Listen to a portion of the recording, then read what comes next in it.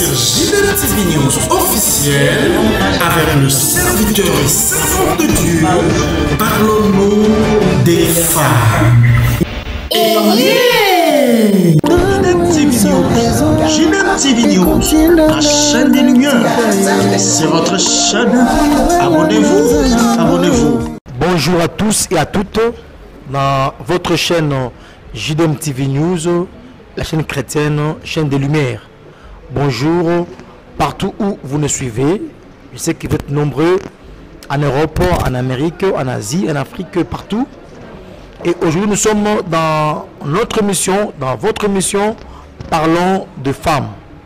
Et comme j'avais aussi promis que article Ekonasima, toko manqué tekoluka une ou deux ou trois personnes qui seront dans le plateau pour nous expliquer d'autres questions, pour répondre à ma question par rapport à femmes.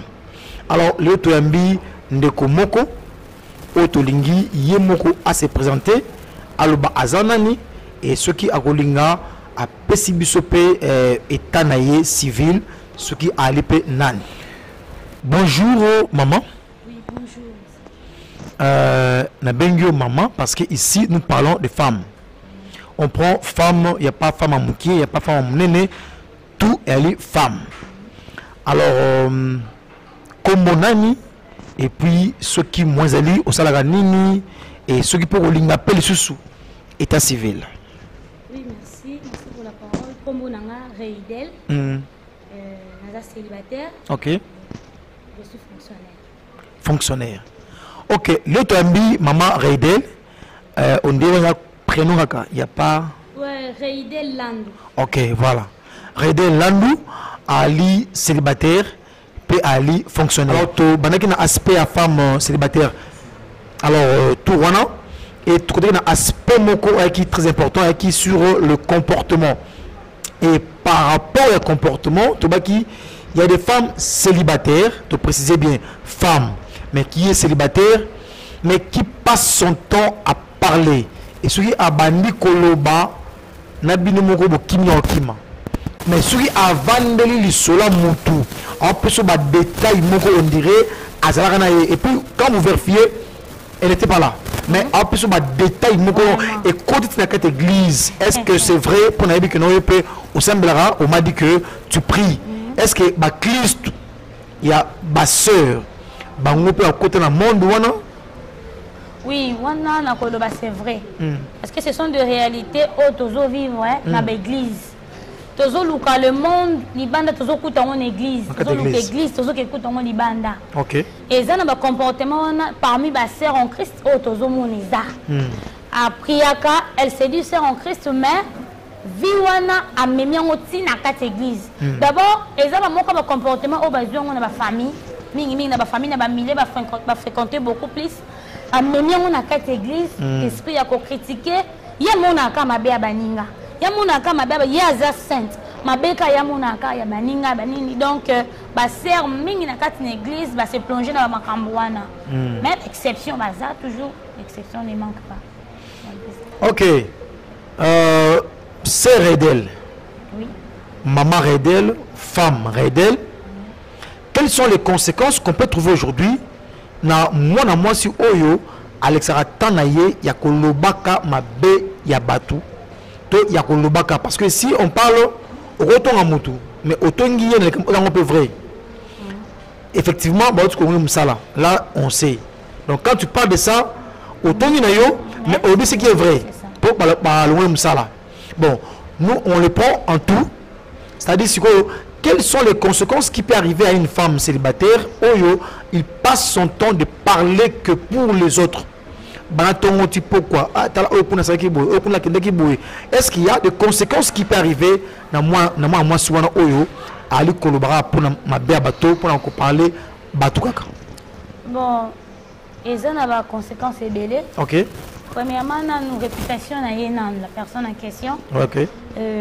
Azo pour réputation parce que partout au Kenya va pointer doigt écoute boy papa oyebi et arrive à peine à quartier ndenge to zaboye oza na bonne réputation yo yebi to vandi na yo na coin na yo mo boy mais étant célibataire, supposons un bon monsieur moko boye azana posa azwayo mariage pour tout le monde en sala ma penza mingi te no bakala ezalaki il va se renseigner na bato quartier na ba veni na ba ninga ba parcelle o ezali voisine ah bon mon comportement sera na ndengeni ah mutu kingani na nina zo bon mon na ndengeni et ceux qui ont une mauvaise réputation ah te komeka te kuna ko tselo kolote eh sera na kutu boye mon ko toboka eh yembeli comprendre ça te ferme une porte que même les autres peut-être bonheur ok donc c'est déjà des avantages mon boina na comportement bongo et quand ça na mutu mo za na posa aluka zo mutu mo na musala zo travail mo boye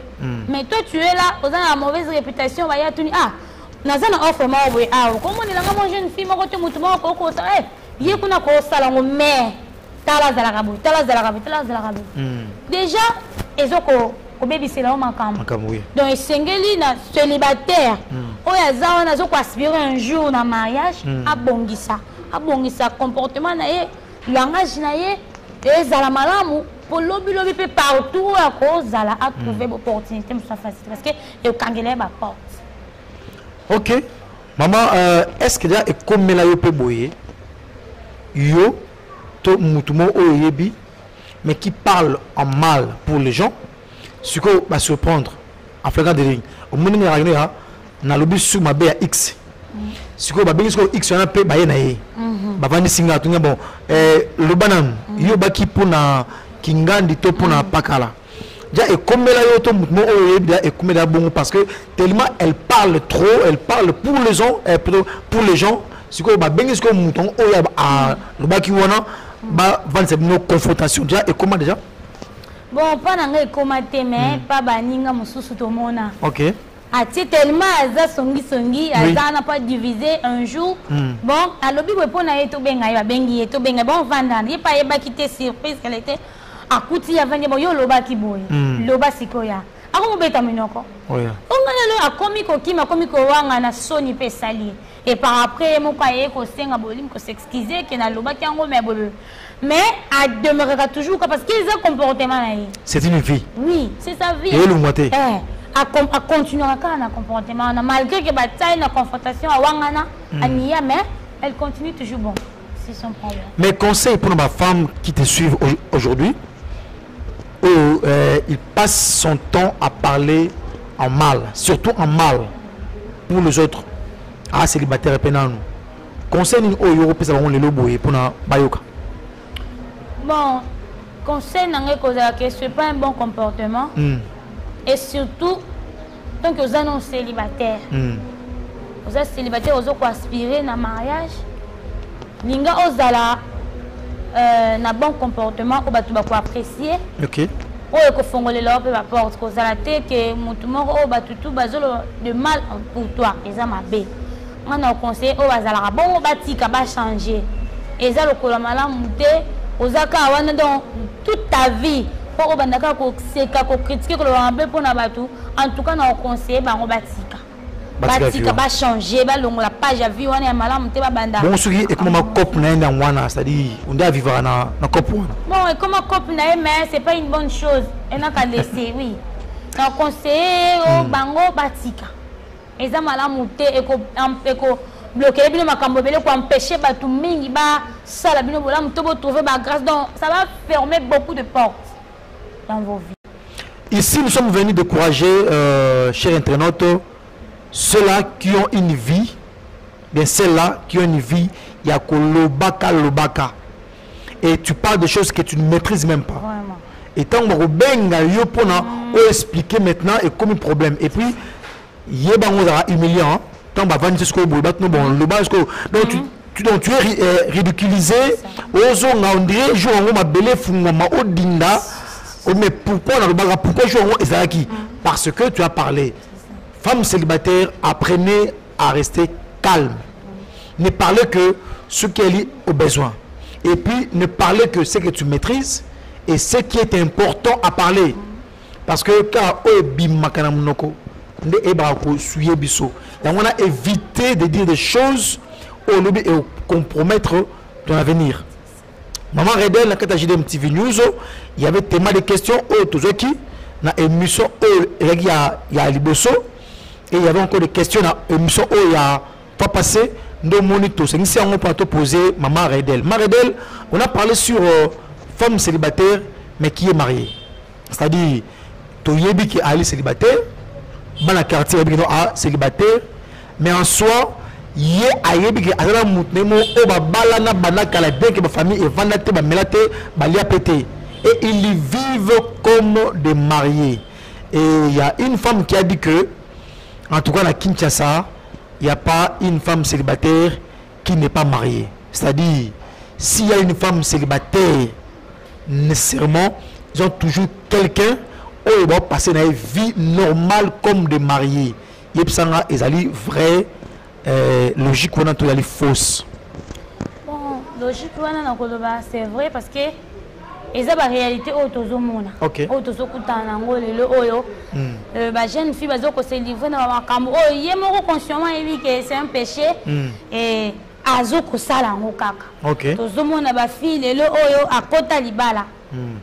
Misusu aza déjà na kasa ndako mobali, mobala pesela na mbongo te ba mandaka. Comme ba marié. Abi bazoka ngaboué, c'est-à-dire ceux qui a quitté, il y aura une fille qui veut. Oui. Mais assez embêté. Non, papa. Et ça péché. Non, bazo sala erreur. Bon, bazo kota na bazo kota na kata erreur. Mingi ba sala les mois peut-être moni kenga dans 6 na ju ba blo on saki aki kokota. Non. Et ça péché mon bazo sala wa. Tant que nano balité vanda ndako na minu. Oyo vanda ka mali misusu peza malga muni vanda ni pana bango mais yena mobali basala ka nyonso ndé déjà si ba balana. Atike pe mo pas wenze, il a pas wenze mais il n'est pas encore marié. Mais est-ce que il y a des filles au bazali penza aller célibataire et puis azapre na mbalité, c'est-à-dire elle ne vit pas via parce qu'abi na kin awa, selon la fille qui nous a écrit Abi na Kinshasa, il n'y a pas une fille célibataire qui n'est pas mariée. Et c'est parce que vous comprenez. Elle est célibataire. Mais, à ce célibataire, en tout cas, il n'y a pas une fille na Kinshasa. Parce que ma fille, nous en tout cas, c'est-à-dire ma fille tout célibataire, elle est mariée. Il y a encore de ceux qui ne sont pas mariés. Oui. Elle est vivre possible. Oui. La bango bazana bazaba chrétienne ba païenne oui non to ko lo ba kati ba chrétien parce que tout ça bien ba chrétienne oyo bazaba célibataire mais elles vivent comme étant de mariés oui okay. Mais ba fille pe o bazaba célibataire après un protocole mais à marier dans le cas où tout le monde dans l'église oui famille ba mélange monter ba ko habiter zapi on a un protocole à travailler quand même qui a déjà marié officieusement on peut dire mais ba oyo pe bazawana bazaba célibataire bazabe ba marié té bazo mener vie comme il faut bazo ko s'abstenir dans tout ce qui est péché bazali. Mais quand l'homme dit que nga vana bala moi si il faut naïe ba nsugali moi si bala, est-ce qu'il était l'une des raisons oyo les femmes célibataires ils commencent à se donner à un homme pour que l'homme a découvert comme ça que l'homme a apprécié ce qui a balayer toi balayer. C'est pas ça une manière de trouver une solution. Ah papa, moi je dirais que ce n'est pas une bonne raison. Parce que bambal nous pas comment ba kosoma ko na sachet faut ba monango. Non. Bon ba ba soma na sachet ba kenda. Tant que Dieu interdit quelque chose. Est-ce que on est ni? Non. On va monango ba kutana en réalité mais en étant un enfant de Dieu, OK. Au somba et loko na yo soit au bali moi si na onde okutelier na en respectant les paroles de Dieu, au bali moi si na onde okutelier OK. Makamune c'est le camarade. Bon, celle qui ne prie pas, il peut partir, non? À quel balle parce que à cette manière pour naïe, il n'y a pas une loi qui l'empêche, il y a vivre non. Bon, c'est ce que nous voyons assemble la rater pour naïe ça normal mène sa vie. Mais pour na ba o ba yebi parole de Dieu, ayebi que bako ako sala ba makamusu su kaka soki ba balier. Vous voyez, même le chrétien, il dit que non, la moi, si on a touché, jusqu'à ce que je vais donner la dot, je la marque, c'est tout. Pas ali. Ce n'est pas par mauvaise pensée, non, que, eh, n'a pas la bête, faut découvrir, non, non. Ce mouton, on a déjà bon, petit qui est, tu fais ton chemin, parce que au coup, tu as accepter jusqu'à ce que vous allez vous marier. Femme célibataire qui se dit que mutunanga wana asenga nga mingi ceux qui n'a pas siété du aolukelanga fille mususu donc ye aolingande a sauver alliance moko boy abi moni asenga nga tema mingi bon na je prends le terme ya balabala OK donc on a sauvé parce que ceux qui n'a pas siété lobby aolukelanga fille à kwana lobby aolukelanga fille au super donc c'est dit pour ne pas tomber à ça alors je suis obligé ya na vivre na ye ndinga osinga nga wana bango pe ba lipela ka ko ça toujours mabe parce que alinga sauver le moment ba la ki non na ko bala yo alors avant la bala yo alingi que nous ya ayeba à découvrir mais on dirait peut sauver quand même alliance wana. Papa, je dirais que beaucoup regrettent après. À Sali et après, elle regrette. Parce que yo mon comme c'est assurance, ce n'est pas une assurance. Aya lobi no ke boyo mon qui était na sauver alliance et après à Tikio. À qui sous c'est la femme qui perd. C'est elle qui va. Ce n'est pas une garantie. Oui, c'est pas une garantie. C'est pas une garantie. Ce qui réellement qu'il est pour toi et qui a une condition et toi tu es ferme, tu es déterminé. Oui, c'est que non, je ne fais pas. Si il est pour toi, il est fait pour toi, il va rester. Au cas contraire, il va partir. Mais si tu veux pour sauver, je vais sauver mon couple. Après, balela papa. Balela comme si je le savais. Ok. Oui, et comme histoire Moussoussou, comme qu'on racontait, parce que l'homme, il a découvert ce qu'il avait besoin et il te laisse. Et en ce moment-là, comment sentez-vous ceux qui arrivaient, qui n'ont pas balayé, à découvrir et puis il est parti. Comment vous sentez? Papa, ça fait très mal. Ok. Ça fait très mal. Au moins, ma fille est belle, elle va tambola. Sur le bas, Robert, elle est solo. Donc, c'est toujours avec des regrets. Si je savais, je n'allais pas faire ça. Si je savais. Donc, elle regrette toujours. Ce n'est pas une assurance. Ce n'est pas une assurance. Parce que mon bal à années normal, c'est la fille qui a perdu. C'est la fille. Ce n'est pas l'homme. L'homme qui est partout, qui est dans sa nez, bien moi, Sindé. Et moi, ça m'a yé, les rasos gardés, aux alliés d'unité, elle ne peut pas tolérer des choses comme ça. Et c'est que la fille a de la ferme. Okay. L'homme, surtout que tu vois, ça ne va pas, non, c'est un péché, je ne fais pas. Elle refuse carrément. Si tu veux, tu restes. Si tu ne veux pas, tu pars. Parce que ton mariage, mon pas na simite, la question pas mon sous, parce qu'il y a un thème, on a battu le bazo mais pour accoucher ça moi je ne fais accoucher ça pas accoucher pas ce sont des douleurs ça ma camo à endurer et vendre et bah conséquences dans les années c'est Redel Landou maman Redel Landou est-ce que là est comme Melayo Kaningwana un homme qui est venu et puis il est parti à la mais il est parti to mutumo oyebi et comme Melayo Bongo un homme à la caille mais quand l'homme a découvert et puis l'homme est parti, est-ce qu'il y a pota, blessure intérieure? Comment déjà? Moi personnellement non. Ok. Mais j'ai des amis, ninga oyo, comme il a bango de fois penga la conseiller, te kosala on te boya. Boya c'est un péché kosala on te soke lingio, il va rester. Mais l'ami à qui n'a estima sali est tourné mal. Quand ça bardé ailleurs et mais je t'avais interdit. J'ai des amis au baleka la situation mais moi non. JDM TV News, votre chaîne de lumière, chaîne chrétienne, et nous sommes toujours là pour tout servir Bissot. Boyeba, ce qui se passe dans Katia, notre rubrique femme. Et quelles sont les conséquences? D'abord, avant tout, la conséquence, on est avec maman Landou, Redel.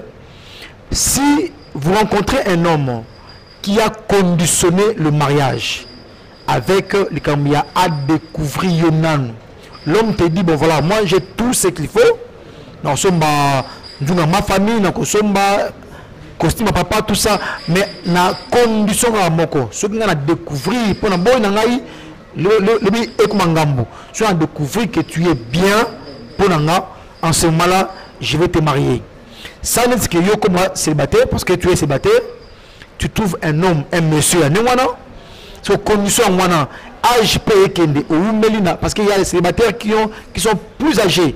Donc, à Oumelina qui est célibataire, à une expérience, à un brevet, ordonné dans célibat, ordonné. Ce qu'on a occasion, on se dit, chance d'ailleurs, si seulement accordé à ces messieurs et le mariage a eu lieu. Si tu es devant ces problèmes, dilemme, quelle serait ta réaction? Si c'est moi. Et ma casse c'était facile. Bon, ils appellent ma casse parce que si c'est moi. Ok.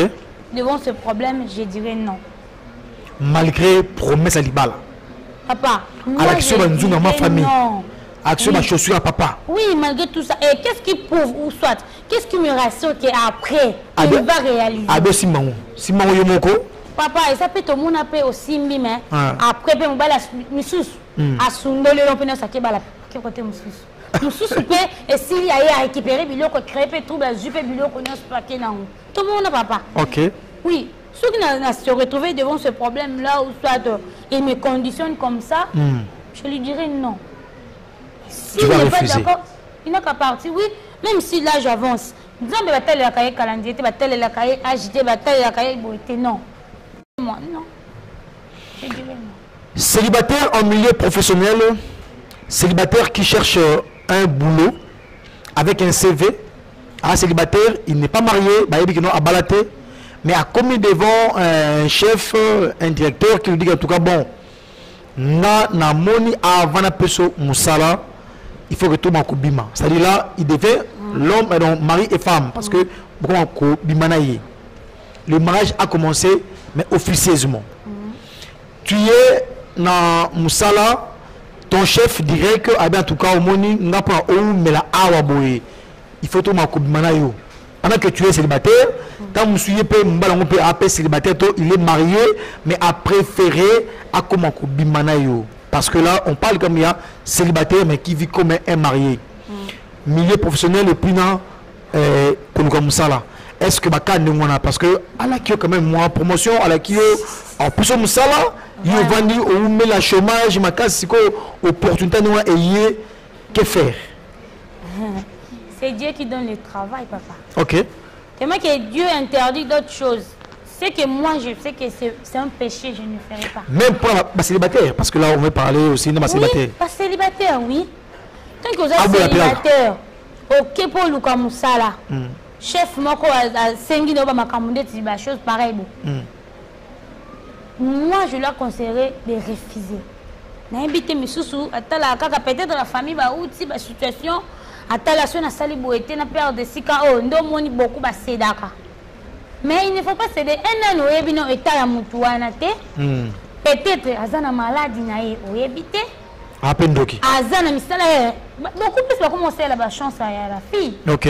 Au l'équipe, on Monica qui a une fois, deux fois, ok, a vu la chance, na yo, vivre na, et toi, na yo, et bouiller les sous. Il y a la vidéo. Vraiment. Oui. Et ça, il faut tolérer. Donc, ok, comme ça, le commune a bon, il faut refuser. Tu refuses, tu rentres, tu pries Dieu. Nzambe mutu, oh, après ça, ça. Tel ici, Nzambe, non, Nzambe, tel un besoin problème, oh, ta. Nous sommes capables de faire le porte, nous sommes les sous qui kawanate.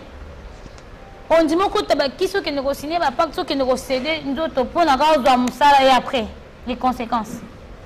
Babi, il n'y aura pas les traces. Donc, qu'est-ce qui va prouver que tu vis avec le chef Wana? Il n'y aura pas de traces, mais les conséquences, c'est beaucoup plus spirituel. Ok. C'est beaucoup plus spirituel parce que... Ça peut impacter ton spirituel. Oui, dans la spiritualité, dans ta vie. Voilà, dans le domaine, peut-être, au cours d'un an, le lobby, et après une année, 2 ans, pour se séparer, il y a ce qu'on ok. Quoi, il bala. Et c'est matin. Ok, est-ce que peut-être nous sommes ma chance, étoile nayo, j'ai tout fait. Au quoi nous tomons au temple donc il y a malade mais ça sauté quand tu ne sais pas vidéo. C'est que mieux ils a des robots ya au sala ba comme mususu au bossa musala bi mana chef au sala boy non. Donc si je comprends bien maman Redel Landou, tu es contre le célibataire marié. Je suis contre. Quels sont les conseils que vous allez donner à ceux-là encore, à ceux-là plutôt, qui sont encore des célibataires mariés? Conseil. Bon, je leur conseillerais de laisser cette vie-là. Ok. Et la vie d'autres célibataires mariés, non, c'est pas bien. Aux autres célibataires, tu mènes ta vie en craignant Dieu. Ok. Tu mènes ta vie aux autres exposés, aux autres problèmes, tu déchanges tout et pas un Zambé. Zamba rosation. Au lieu de bon, tu vis, par exemple, un homme marié, je vivre, un célibataire, je vivre, et à Kobimisa, moi, si n'était pas comme un côté, Tu gaspilles ton temps pour rien. Donc c'est un chance de on ne sait pas. Aux appels, moi, mobile, mon comme on a balu, on a tenu un bon oreille. Linga mobile, comme appelle moi, sauf en tout cas, il se bat pour qu'il aille qu'on aurait valorisé. On dit que nous sommes déjà pas déjà doit casa sous natina mon appelle ça on a mon bloc comme bon aboy. On a le seul à que na wenzo ça déjà marié. Tu vois ça à cause pour mon pour qu'on aurait on déni. Et ça c'est pas une bonne vie. Batika comportement na bon mais un peu que zonga na nzela. Oh essengeli au sale tant que célibataire tu le fais tant que tu n'es pas marié et le ko eza ba marié ko sala ngote.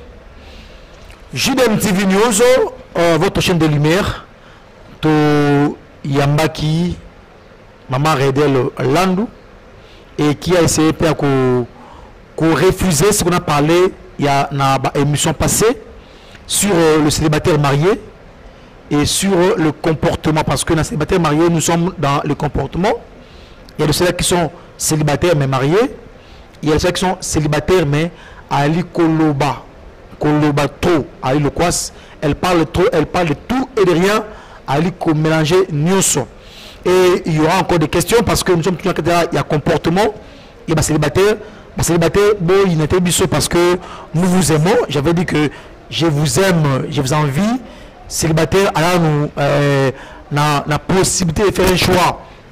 Donc, tu vas parler plus tard tout sur les comportements. Et tant que tu rechites, tu comme à la place, il y a des proposants, des fiancés, et on verra ce qui va arriver. Marie, est-ce qu'en passant, 2-3 personnes à saluer? Bon, merci. Merci beaucoup. Na pesimbo tena maman nanga, maman Anto mamoneke n'est pas azali. OK. Na pesimbo tena famille nanga bo babandeko nanga nyonso. Na pesimbo tena ba bien aimé nanga ya Église Nouvelle Alliance Nanjil. Et na bosanité fiancé nangai mon amour papa Fabrice ngaye mais na pesi bambote bisika azali. Mon amour na yeto pesi mbote. Et comment? Nous saluons tout le monde dans la JDM TV News. Judith Modi, Didier Modi, Willy qui est derrière la caméra. Nous saluons Mami Tchabou, nous saluons Patricia Mbia. On n'a pas oublié Mokonza Maman, Julie Moussamba. Nous saluons Blaise Villa depuis Cape Town, Maman Prez depuis Cape Town. Nous saluons tout le monde. Nakatia Afrique du Sud, Nakatia Canada, Nakatia France. Nous saluons la sœur Lirette. Nous saluons Naomi Mompini. Nous saluons Batunioso, Princilia et Naébité, Princilia, Landbrook, Naébité, ce qui n'est alors, dans notre église à Nouvelle Alliance où nous sommes reçus aujourd'hui, na Katia Njili, na quartier 2, nous saluons tout le monde et si Dieu ne regarde pas, on ne manquera pas à passer encore notre mission. D'ici là, portez-vous très bien et on se verra plus tard. Au revoir et bye. Au revoir, bye. JDM TV News, la chaîne des lumières, votre chaîne, notre chaîne. Balobi, restez branchés, scotchés. Na la chaîne Nabino. Awa présentement na Congo Kinshasa. JDM TV News. Nous avons des émissions comme Gilbert et Soin Pasteur. Nous avons des émissions Instant d'espoir. Nous avons des émissions Les chrétiens et la musique. Balobi Awa, il y a des prédications, exhortations. Nous sommes là pour exhorter, pour éclairer. Balobi Tikalawana Zala branché ko Zapete. Boka télécommande Landa JDM TV News Tikala Awa. Yebisan de Kwaza Pembe Nayo à s'abonner. Yom to s'abonner te. Abonne-toi massivement et nous sommes la chaîne chrétienne, la chaîne des lumières. Restez là, abonnez-vous massivement et vous ne serez pas dit. Francine Chala sur JDM TV News officiel. Fidèles téléspectateurs de JDM TV News, abonnez-vous massivement sur votre chaîne et vous ne serez jamais déçus. Car la Bible dit, le ténèbre ne régneront pas toujours sur la lumière. Et JDM TV, c'est un canal pour apporter de la lumière et pour l'édification du corps du Christ. Donc abonnez-vous massivement, appelle ton voisin, ta voisine et abonne-toi car ici, il y a de meilleures choses à venir. Et bien sûr, nous recevons pour vous des pasteurs, des serviteurs de Dieu et nous recevons aussi de chantres. Et dans JDM TV News, vous avez de la lumière sur toute l'actualité chrétienne. Restez scotchés, restez branchés sur votre chaîne, mais surtout, ne manquez pas d'inviter vos amis et à s'abonner sur JDM TV News, la chaîne de la... Salut, j'espère que vous allez bien. Donc là, je viens de vous parler de la chaîne JDM TV. C'est une nouvelle chaîne. Donc, et je vous demande de vous abonner au max. Donc, vous ne serez pas déçus. C'est la chaîne de votre soeur.